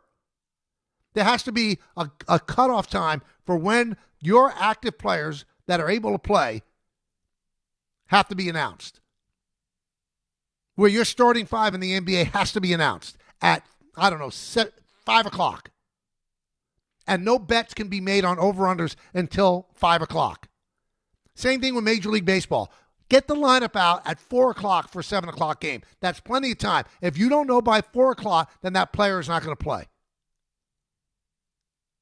And no bets can be accepted on any of the apps until the starting lineup is out. Easy, right? Nice and easy. Let's go to Frank in New Rochelle. Frank. Hey, what's up, Mike? Hey, just Frank. A quick comment. R.I.P. Rest in peace, Nick Mangold. He was a warrior and a great Jet, and obviously a great family man with 4 children. So prayers to his family. Absolutely. Back to Adam Silver. I agree with you totally that he shouldn't be fired, but I guess they have to reevaluate. He has to take a little heat from the owners. I like your thought about, sometimes don't you hear on any of the sports, Mike, especially baseball, basketball, game time decision with the athlete, whether he's going to play or not. So when we're going to put the lineups up at 4 for a 7 o'clock, which I like the thought, would that still take into account a player who's working with the trainer and like 2.5 hours later at 6:30 he can play? How do you think that would work? Well, I think it would be difficult because let's say you've got a player that's important, and you're not sure if he's going to play. Well, you know what? Then make it a new part of the game. They can be used as a pinch hitter, but the lineup that you put out has to be the lineup that's played. It has to be at a certain time, and you can't take bets on over-unders for home runs or for hits or for strikeouts or anything like that until that lineup and your active roster is put out. But most of it, Frank, I'm telling you, it's gamesmanship. That's all it is. That's all it is. There's some managers that don't put out their lineup until 6:10 because they think they're solving the world's issues. They're curing world hunger. And I understand it's a serious business. It's a multi-billion-dollar business. And you want to win games because if you win games, then you have a chance to keep your job. But we're dealing with extraordinary circumstances now. So when injury information gets out before the public gets it, not good. Not good. How about doing this? Don't take bets on games till the games start. Or till 5 minutes before the game. Prop bets. Injuries play a huge role on whether or not to put money on a team. A gigantic role. You can't ignore it.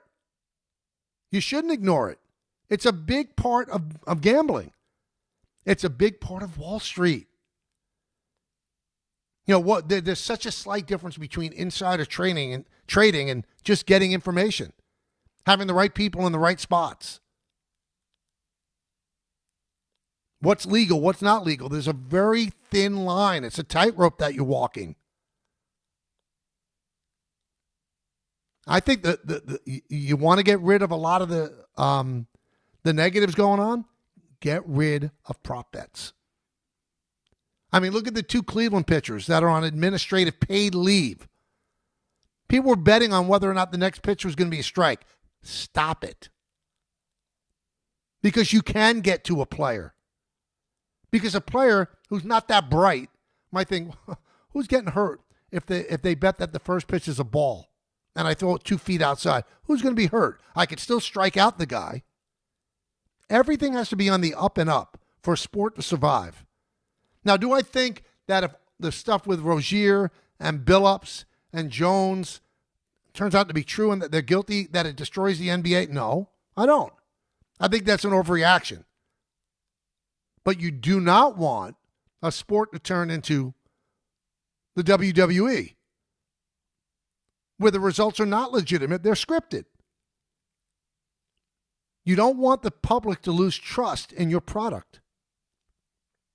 You need the integrity of the sport to be intact. That's why there's that big sign in every single major league clubhouse. You cannot gamble on baseball.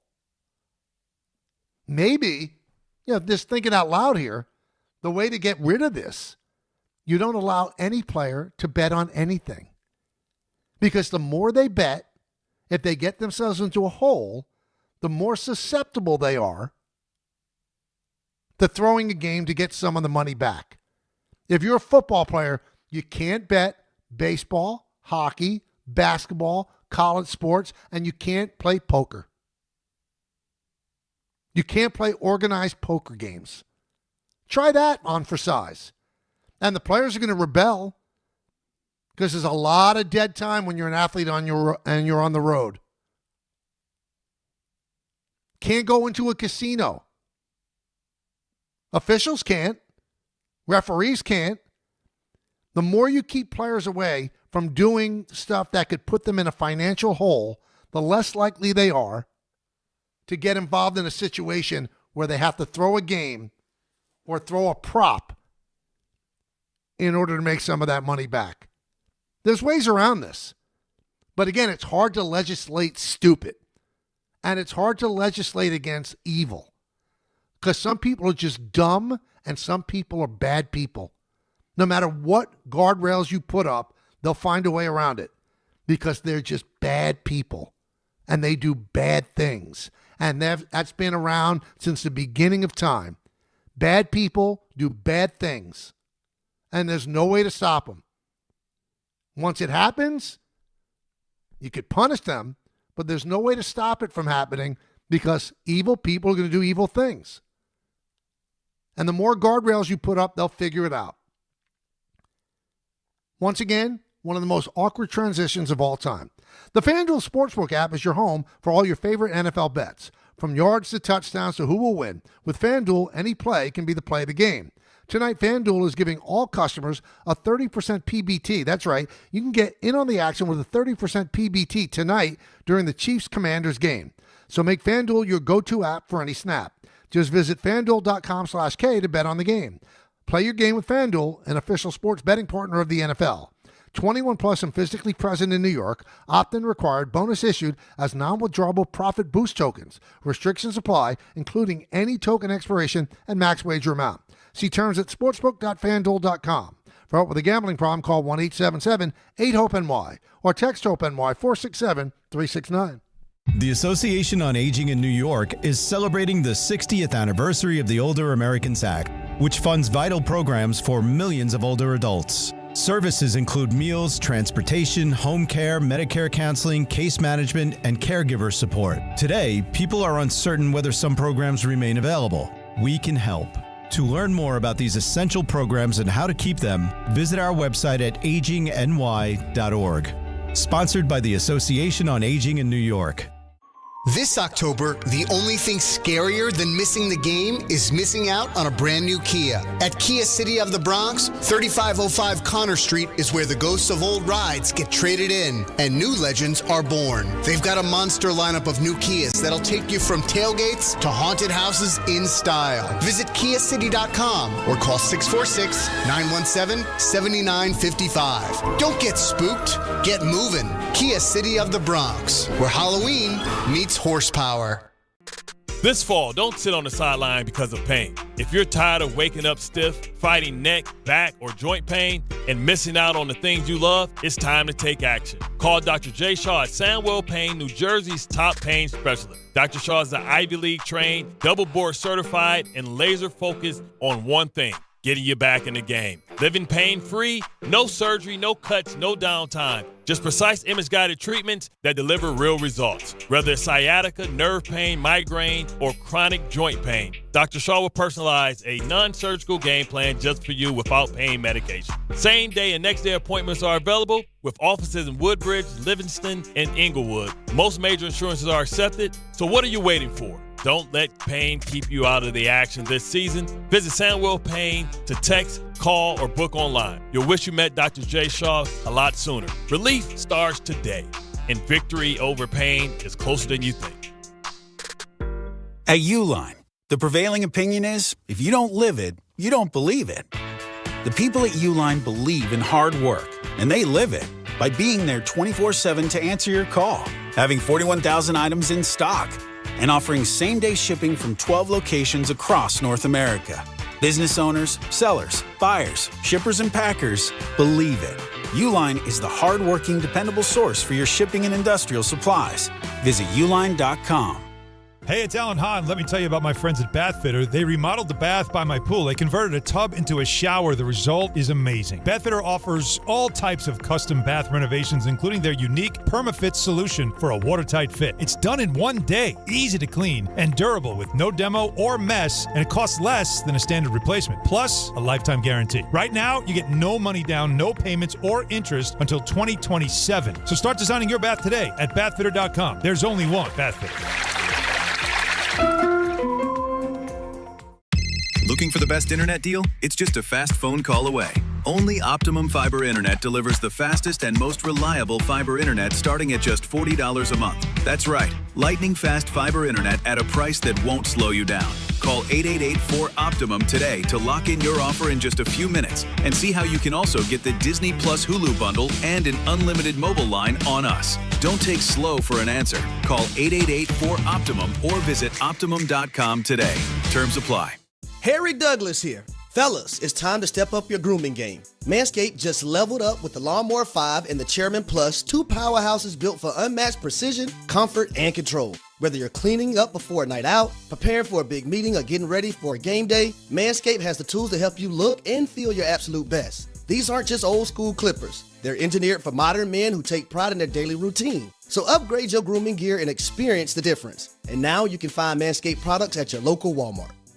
At Navy Federal Credit Union, all veterans, active duty, and their families can become members and enjoy exclusive benefits. With the Cash Rewards and Cash Rewards Plus cards, you can earn a $250 cash bonus when you spend $2,500 in the first 90 days. Plus, you can earn up to 2% unlimited cash back. Offer ends January 1st, 2026. Join now at NavyFederal.org. Navy Federal Credit Union. Our members are the mission. Navy Federal is insured by NCUA. Cashback terms and conditions apply. Visit NavyFederal.org/cash rewards for more information. From the regular season to the Super Bowl, ESPN New York is your destination for football. We've got crazy fans. If the Giants somehow beat the Cowboys, I'm going to take a dump on your head. You can feel good because you're a damn football team. Expert analysis. Marcus Spears joins us now. ESPN NFL analyst Damian Woody. Mel Kiper Jr. The Hall of Famer Steve Young. He's kind of our resident general manager, Louis Riddick. We got Mike Tannenbaum right now. And all your fantasy and wagering needs. This is ESPN New York. We are football. So we had somebody call up earlier and say that Skattebo broke his ankle because of the artificial turf at the link. Well, the link is 95% real grass, 5% artificial. So I don't know if he was on that 5%, how that works out. And, you know, you could get hurt on grass, too. Tyreek Hill suffered almost the same injury in Miami, and that's a grass field. I don't think there's any way to stop injuries in football. Football is a violent, vicious sport. High speed, high strength collisions. It's going to happen. And certainly I feel for Cam Skattebo. I feel for the Giants. You know, he's an important part of what they're trying to do. Took away a big weapon from them. And he's going to be gone for the rest of the year. And you hope that he can come back and be the player that he was. That's a brutal injury. Brutal. So 95% grass, 5% artificial turf. Let's go to Sam in Connecticut. Sam. Hey, Mike, I was just wondering, they obviously were able to flag the Rozier outline betting. Yep. With the technology we have now, can't we just allow the books to null and void anytime there's an extreme outlier like that? Not a bad idea. Not a bad idea. So, I mean, maybe that could be a deterrent because they did flag it. The thing that people are getting on Silver about is that they investigated Rozier and they let him play. Although he didn't play, and he didn't play in the playoffs either. And Miami made a trade for him, too, when this stuff was being investigated by the league. So you wonder if Miami has a kick coming on this as well. And then Brian Windhorst, who was on with us on Friday, he initially reported that the league kind of made Rozier sit out with an injury when he wasn't really injured, but he has backpedaled on that because the league said that didn't happen. It's a mess, man. There's no way around it. We're not putting lipstick on a pig here. It's a bad look for the NBA. And it's a bad look for these specific people, too.